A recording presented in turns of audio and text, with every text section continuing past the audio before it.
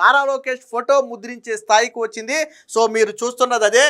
Fortune India అనే ఒక magazine పత్రిక మీద, ఇది ఒక ప్రముఖ బిజినెస్ మ్యాగజైన్. సో ఈ పత్రిక మీద 2026 ఆగస్టు నెలకు సంబంధించి నారా లోకేష్ ఫోటోను ఒకటి ముద్రించి కింద ఒక క్యాప్షన్ కూడా రాశారు. ఏంటో చూడండి. ఇది ఆంధ్రాసు రైజింగ్ స్టార్ అని రాసి కింద how Nara Lokesh is pouring the states next chapter అని చెప్పి కింద ఒక క్యాప్షన్ కూడా పెట్టి నారా లోకేష్ ఫోటోను ముద్రించి ఈరోజు రాశారు. ఒకప్పుడు నారా లోకేష్ బాడీ షేమింగ్ని ఎదుర్కొన్నాడు, భాష రాదని ట్రోల్స్ ఎదుర్కొన్నాడు, ఆ తర్వాత నాయకత్వ లక్షణాలు లేవని ట్రోల్స్ ఎదుర్కొన్నాడు, ఓడిపోయిన తర్వాత ప్రజలు తిరస్కరించారని ట్రోల్స్ ఎదుర్కొన్నాడు. బట్ ఆ తర్వాత జరిగినటువంటి ఎన్నికల్లో 91,000 మెజారిటీతో గెలిచి రాష్ట్రంలోనే అతి భారీ మెజారిటీలో మంగళగిరి నియోజకవర్గం ఒకటిగా చేసుకుని ఈరోజు మంగళగిరిలో అపోజిషన్ ఎవరు అంటే పేరు కూడా చెప్పలేని స్థాయికి నారా లోకేష్ ఎదిగాడు. వాస్తవానికి వైసీపీ నుంచి మంగళగిరిలో అపోజిషన్ ఎవరు మీరు చెప్పండి. ఇప్పుడు ఈ వీడియో చూసేవాళ్ళు నారా లోకేష్ కు అపోజిట్ గా ఎవరు ఉన్నారు? ప్రతి నియోజకవర్గంలో ఎవరో ఒకళ్ళు ఉంటారు. కానీ నారా లోకేష్ కు అపోజిట్ ఎవరు చెప్పగలరా ధైర్యంగా? ఇప్పుడు జగన్మోహన్ రెడ్డి పులివెందుల్లో అపోజిట్ ఎవరంటే బీటెక్ రవి. చాలా స్పష్టంగా ధైర్యంగా చెప్తారు కూటమి నాయకులు. గెలవడం ఓడిపోవడం తర్వాత సంగతి. బట్ ఈ రోజు నారా లోకేష్ కి ఆపోజిట్ గా వైసీపీ నుంచి ఎవరు అంటే క్యాండిడేటే లేనటువంటి పరిస్థితి. అంటే అక్కడ ప్రతిపక్షమే లేకుండా నారా లోకేష్ ఏకపక్షంగా ఎదుగుతున్నాడు అంటే, నారా లోకేష్ కృషి అంటే ఓడిపోయిన చోటే ఏకపక్షంగా ఎదగగలుగుతున్నాడు అంటే నారా లోకేష్ ఎంత ట్రాన్స్ఫార్మ్ అయ్యాడో, తనను తాను ఎంత మార్చుకున్నాడో ఒకసారి మన అందరం అర్థం చేసుకోవచ్చు. ఈ మ్యాగజైన్ మీద ఫోటో అనేది అంత ఈజీగా రాలా. విమర్శించే వాళ్ళు విమర్శించవచ్చు, బట్ నారా లోకేష్ మ్యాగజైన్ మీద ఫోటో అనేది అంత ఈజీగా రాలా. వాస్తవానికి గతంలో 2014-19 మధ్య నారా లోకేష్కి ఎమ్మెల్సీ ఇచ్చి ఆ తర్వాత మినిస్టర్ ఇస్తే చాలా విమర్శలు చేశారు. దొడ్డిదారిన నారా లోకేష్ని మంత్రిని చేశారు. తండ్రి కాబట్టి నారా లోకేష్ కొడుకుని ప్రత్యక్ష రాజకీయాల్లో దింపకుండా దొడ్డిదారిని ఎమ్మెల్సీ ఇచ్చి చేసుకున్నారని చెప్పి అప్పట్లో విమర్శించారు. ఆ విమర్శలకు తగ్గట్టుగానే 2019 ఎన్నికల్లో నారా లోకేష్ ఓడిపోవడం జరిగింది. సో ఓడిపోయినప్పుడు ఇంకా దారుణమైనటువంటి ట్రోల్స్ ఎదుర్కొన్నాడు. పప్పు అనే ఒక ముద్రను బలంగా ప్రజల్లోకి తీసుకువెళ్ళి నారా లోకేష్ని చాలా అవమానించారు. అలాగే ఒకానొక దశలో ఇంగ్లీష్ మాట్లాడే నారా లోకేష్ తెలుగులో మాట్లాడటం కష్టమయ్యేది. కొన్ని పదాలు పలకలేనటువంటి పరిస్థితి ఉండేది. అలాంటి సమయంలో నారా లోకేష్ని తెలుగు కూడా మాట్లాడటం రాని వ్యక్తిగా చాలా దారుణమైనటువంటి ట్రోల్స్ చేస్తే, అంటే నేను ఇందాకే చెప్పినట్టుగా బహుశా పొలిటీషియన్లో అత్యధిక ట్రోల్స్ ఎదుర్కొన్నటువంటి వ్యక్తులలో నారా లోకేష్ మొదటి వరుసలో ఉంటాడు.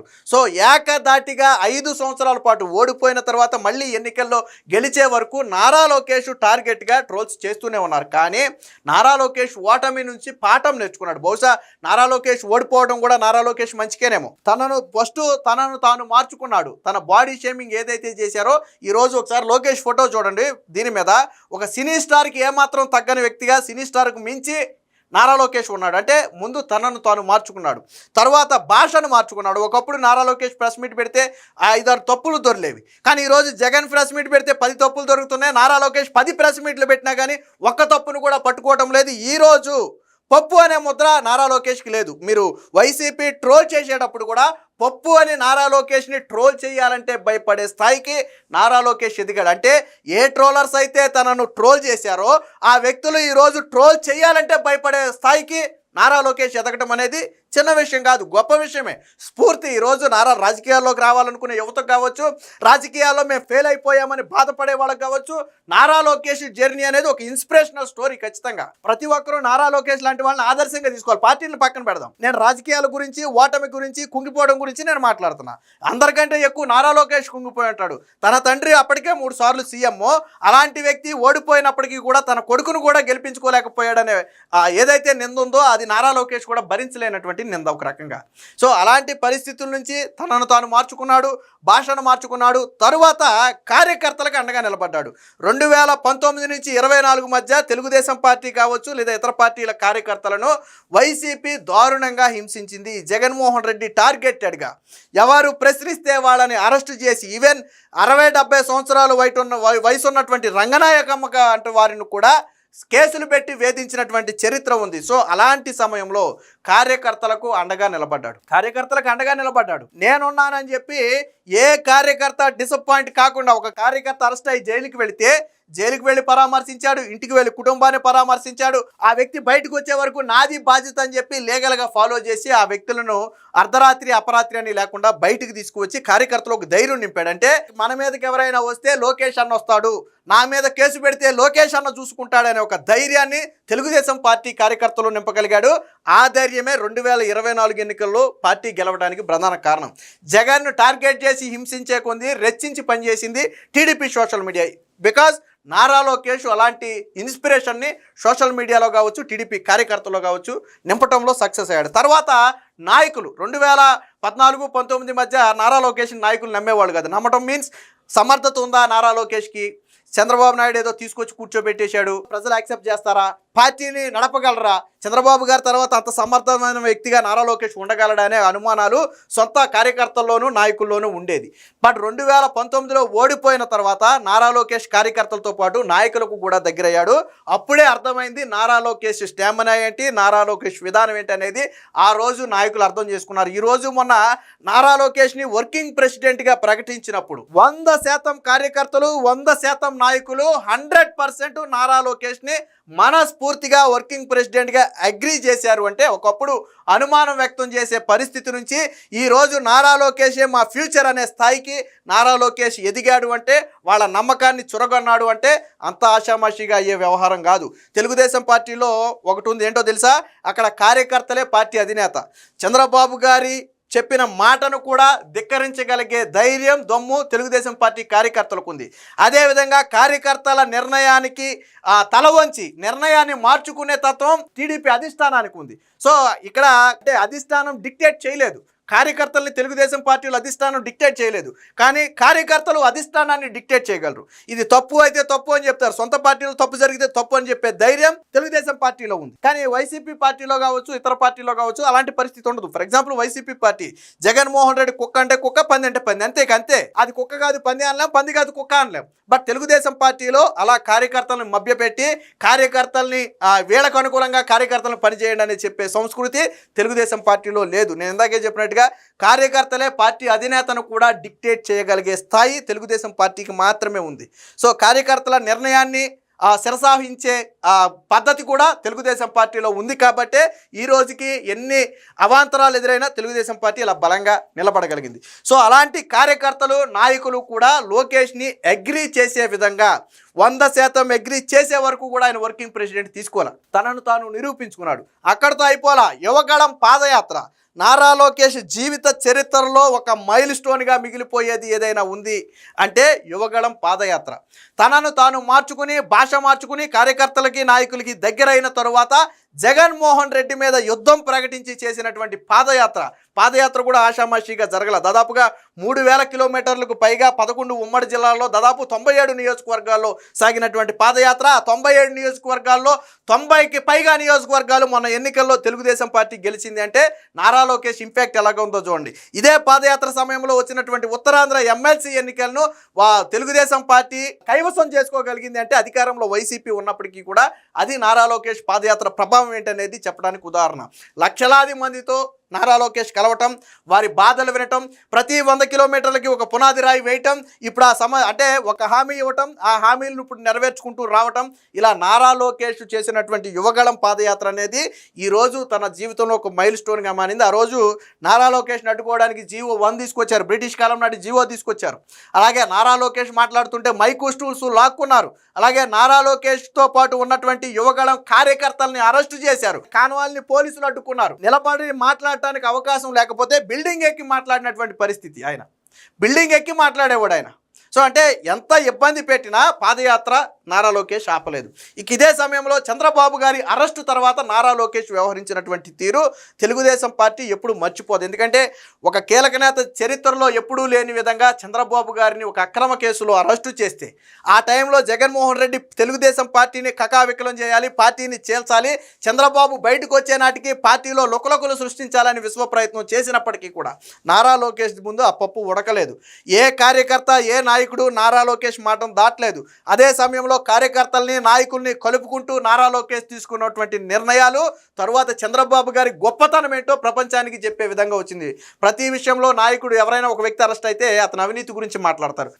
హిస్టరీలో ఫస్ట్ టైం చంద్రబాబు గారు అరెస్ట్ అయితే ఆయన చేసిన అభివృద్ధి గురించి ప్రపంచ దేశాల్లో మొత్తం మాట్లాడుకునే విధంగా నారా లోకేష్ చేయగలిగాడు అంటే ఆయన వ్యూహాలు కావచ్చు, ఆయన స్ట్రాటజీ కావచ్చు, అంటే ఎంత సమర్థవంతంగా ఉన్నాయి అనడానికి ఉదాహరణ. అదే సమయంలో చంద్రబాబు గారు జైల్లో ఉన్నప్పుడే కూటమి కట్టడానికి, పవన్ కళ్యాణ్తో జట్టు కట్టడానికి నారా లోకేష్ తీసుకున్నటువంటి చొరవ కావచ్చు, అప్పుడు తీసుకున్నటువంటి నిర్ణయాలు కావచ్చు ఎంత కీలకంగా మారాయి అనేది మనం తర్వాత చూడగలిగాం. అంటే నారా లోకేష్ సమర్థత ఏంటనేది చంద్రబాబు గారి అరెస్టు సమయంలో మరొకసారి బయటపడింది.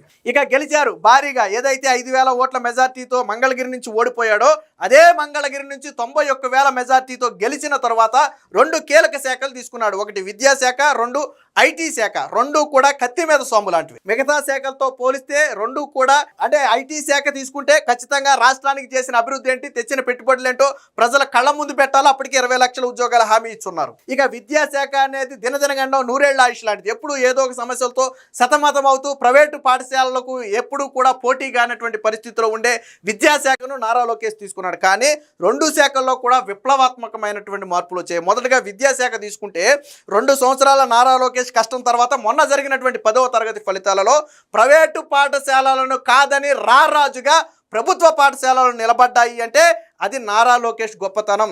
విద్యా వ్యవస్థలో సమూల మార్పులు చేయడం దగ్గర మొదలుపెట్టి చివరికి 100 రోజుల ప్రణాళిక దగ్గర మొదలుపెట్టి విద్యా వ్యవస్థలో కొన్ని విప్లవాత్మకమైన మార్పులు తీసుకొచ్చారు. విద్యార్థులను గ్రేడులుగా విభజించి వారికి చదువు చెప్పడంతో పాటు అటు టీచర్లను ఇటు తల్లిదండ్రులను సమన్వయం చేసుకుంటూ ఎప్పటికప్పుడు సూచనలు సలహాలు ఇస్తూ ఉపాధ్యాయులను కేవలం విద్య చెప్పడానికి మాత్రమే పరిమితం చేసిన తర్వాత వచ్చినటువంటి ఫలితాలు చరిత్రలో ఎన్నడూ లేని విధంగా పేపర్లో కావచ్చు, టీవీ ఛానల్స్లో కావచ్చు అడ్వర్టైజ్మెంట్, ప్రభుత్వ పాఠశాలల పిల్లల అడ్వర్టైజ్మెంట్లు ఇచ్చినటువంటి పరిస్థితి. ఎందుకంటే గతంలో ప్రైవేటు పాఠశాల పిల్లల అడ్వర్టైజ్మెంట్లే మీరు చూసుంటారు, కానీ ప్రభుత్వ పాఠశాల పిల్లల అడ్వర్టైజ్మెంట్లు మొట్టమొదటిసారిగా చూశారు.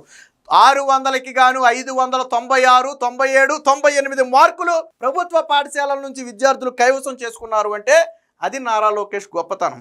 అక్కడితో అయిపోలేదు. మొన్న జరిగినటువంటి అడ్మిషన్స్లో 2026 జూన్లో జరిగినటువంటి అడ్మిషన్స్లో దాదాపుగా 3 లక్షల మంది విద్యార్థులు ప్రైవేటు పాఠశాలలు మానేసి టీసీలు తీసుకుని ప్రభుత్వ పాఠశాలలకు వచ్చారు అంటే అది విద్యా వ్యవస్థలో నారా లోకేష్ తీసుకొచ్చినటువంటి మార్పు. అలాగే గతంలో ప్రైవేటు పాఠశాలల కోసం రాజకీయ ఇన్ఫ్లుయెన్స్ ఉపయోగించి రికమెండేషన్లు మనం చూసేవాళ్ళం. మా పిల్లోడికి ఒక ప్రైవేట్ పాఠశాలలో సీట్ ఇప్పించండి, ఒక స్కూల్లో సీట్ ఇప్పించండి అని. కానీ హిస్టరీలో ఫస్ట్ టైం ప్రభుత్వ పాఠశాలల్లో సీట్ల కోసం రాజకీయ నాయకుల దగ్గరికి తల్లిదండ్రులు వెళ్ళే పరిస్థితి ఈరోజు వచ్చిందంటే ఖచ్చితంగా నారా లోకేష్ సాధించినటువంటి ఘనత అది. అలాగే నో అడ్మిషన్ బోర్డులు ఈరోజు ప్రైవేటు పాఠశాలల్లో కాదు ప్రభుత్వ పాఠశాలల్లో పెట్టారు అంటే అది నారా లోకేష్ సాధించినటువంటి సక్సెస్. సో విద్యా వ్యవస్థలో తీసుకొచ్చినటువంటి మార్పులకు ఇదే ఉదాహరణ.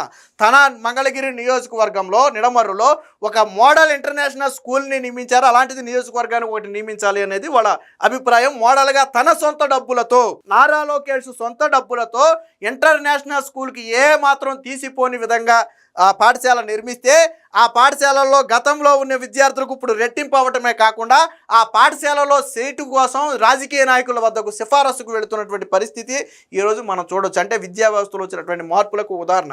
16,300 ఉపాధ్యాయ పోస్టులు భర్తీ చేసి విద్యార్థుల నిష్పత్తికి తగ్గట్టుగా ఉపాధ్యాయులను పాఠశాలల్లో పెట్టడం వల్ల రాబోయే రోజుల్లో మరిన్ని అద్భుత ఫలితాలు సృష్టించబోతున్నారు.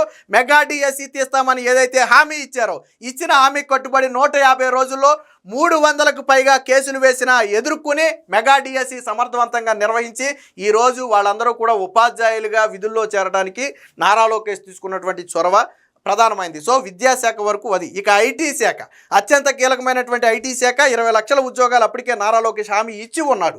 సో అలాంటి నారా లోకేష్ వచ్చిన తర్వాత ఈరోజు దేశానికి 100% పెట్టుబడులు వస్తే, అన్ని రాష్ట్రాలకు 100% పెట్టుబడులు వస్తే ఒక ఆంధ్రప్రదేశ్కు మాత్రమే 25% పైగా పెట్టుబడులు వచ్చాయంటే 1/3 పెట్టుబడులు ఆంధ్రప్రదేశ్కి వచ్చాయి అంటే నారా లోకేష్ గొప్పతనమే. దావోస్ దగ్గర మొదలుపెట్టి నిన్న మొన్నటి వరకు సౌత్ కొరియా వరకు నారా లోకేష్ అనేక దేశాలు తిరిగి అక్కడ ఇన్వెస్టర్లను ఒప్పించి ఆంధ్రప్రదేశ్లో పరిస్థితులను మెప్పించి రాష్ట్రానికి పెట్టుబడులు తీసుకురావడంలో నారా లోకేష్ సక్సెస్ అయ్యాడు. ఈరోజు 1,00,000 కోట్లకు పైగా పెట్టుబడి పెడుతున్నటువంటి గూగుల్ డేటా సెంటర్ కావచ్చు, లేదా 1,00,000 కోట్ల పెట్టుబడి పెడుతున్నటువంటి రిలయన్స్ డేటా సెంటర్ కావచ్చు, అలాగే దాదాపు 1,00,000 కోట్ల పెట్టుబడి పెడుతున్నటువంటి ఆర్సిలాల్ మిట్టల్ కావచ్చు, అలాగే టీసీఎస్ కావచ్చు, కాగ్నిజెంట్ కావచ్చు, అలాగే హిందూజా గ్రూప్ కావచ్చు, ఇలా 1 కాదు 2 కాదు అనేక, రాయల్ ఎన్ఫీల్డ్ కావచ్చు, ఇలాంటి 1 కాదు 2 కాదు అనేక సంస్థలు, ఈవెన్ కేంద్రానికి చెందినటువంటి డిఫెన్స్ సంస్థలు కూడా ఈరోజు ఆంధ్రప్రదేశ్ వస్తున్నాయి అంటే అది నారా లోకేష్ గొప్పతనం. సో పెట్టుబడుల్లో విప్లవాత్మక మార్పులు తీసుకొచ్చారు. గత సంవత్సరం జరిగినటువంటి ఇన్వెస్ట్మెంట్ సదస్సులో, సిఐఐ సదస్సు విశాఖలో జరిగినటువంటి సదస్సులో 13.5 లక్షల కోట్ల పెట్టుబడులు, 613 ఎంఓయూలు కుదుర్చుకుని అందులో 30% పైగా ఎంఓయూలు ఇప్పుడు గ్రౌండ్ అయ్యి పనులు కూడా ప్రారంభించాయి అంటే ఎంత వేగంగా ఎంఓయూలను గ్రౌండ్ చేస్తున్నారనడానికి ఇది ఒక నిదర్శనం. రాబోయే ఇప్పుడు నెక్స్ట్ జరగబోయే సిఐఐ సదస్సులో అంతకు మించిన పెట్టుబడులు వస్తాయనే ఆశాభావం కూడా వ్యక్తం చేశారు. ఇలా ఇండస్ట్రియల్కి సంబంధించి ఐటీ మినిస్టర్గా ఉద్యోగాలు సృష్టించడంలో సక్సెస్ అయ్యాడు.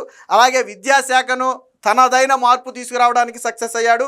అలాగే తనను తాను మార్చుకుని ఒక నిజమైన నాయకుడు. మొదట్లో 2014-19 మధ్య మంత్రిగా నారా లోకేష్ వచ్చినప్పుడు నారా చంద్రబాబు నాయుడు తనయుడిగా తనను రాజకీయాల్లోకి వస్తే ఈరోజు చంద్రబాబు గారి పేరుతో సంబంధం లేకుండా నారా లోకేష్ అనే ఒక వ్యక్తే ఒక బ్రాండ్గా ఎదిగి ఈరోజు ప్రముఖ మ్యాగజైన్ మీద నారా లోకేష్ ఫోటో ముద్రించి ఆయనే ఆంధ్ర రైజింగ్ స్టార్ అని చెప్పి ఆ పత్రిక దేశవ్యాప్తంగా ప్రకటన చేసిందంటే ఇదేమి ఆంధ్రప్రదేశ్కి పరిమితమైనటువంటి పత్రిక కాదు. ఈ పత్రికలో ఒక ఫోటో వచ్చినా, ఒక వార్త వచ్చినా దేశ రాజకీయాల్లో చర్చ జరుగుద్ది. అలాంటిది ఈరోజు నారా లోకేష్ గురించి చర్చ జరిగే స్థాయికి, పత్రిక మీద ఫోటో ఎంచుకుని ఆంధ్ర రైజింగ్ స్టార్గా అభివర్ణించే స్థాయికి ఎదిగాడు అంటే నారా లోకేష్ జర్నీ అంతా కూడా ఒక స్ఫూర్తిదాయకమైనటువంటి కథని. అందుకే చెప్పా, ఎవరైనా సరే రాజకీయాల్లోకి రావాలి అనుకున్నా, లేదా రాజకీయాల్లోకి వచ్చి మేము విఫలమయ్యామని ఎవరైనా బాధపడుతున్నా, అలాంటి వారికి నారా లోకేష్ సక్సెస్ స్టోరీయే ఒక ఉదాహరణ. నారా లోకేష్ జర్నీ మొత్తం కూడా ఒక రాళ్లదారిలాగా, ముళ్ళదారిలాగా ఉంది తప్ప ఏ రోజు సాఫీగా సాగలేదు. అందులో చంద్రబాబు గారి ఇమేజ్ని మ్యాచ్ చేస్తూ నారా లోకేష్ ముందుకెళ్ళడం అంటే అంత ఈజీ అయిన పని కాదు. అవినీతి ఆరోపణలు లేకుండా, ఎక్కడ అవకతవకలు లేకుండా ఈరోజు నారా లోకేష్ అనే వ్యక్తి ఒక ఒరవడి సృష్టించాడు. సోషల్ మీడియా వేదికగా దేశంలో ఇప్పటి వరకు ఏ నాయకుడు చేయనన్ని కార్యక్రమాలు ఒక సోషల్ మీడియా వేదికగా నారా లోకేష్ చేస్తున్నాడు. అన్నా నాకు ఆపద అన్న ప్రతి ఒక్కరికి, అది ఆర్థిక సహాయం కావచ్చు, లేదా వైద్య సహాయం కావచ్చు, లేదా గ్రామానికి వచ్చినటువంటి సమస్య కావచ్చు, లేదా వేరొక సమస్య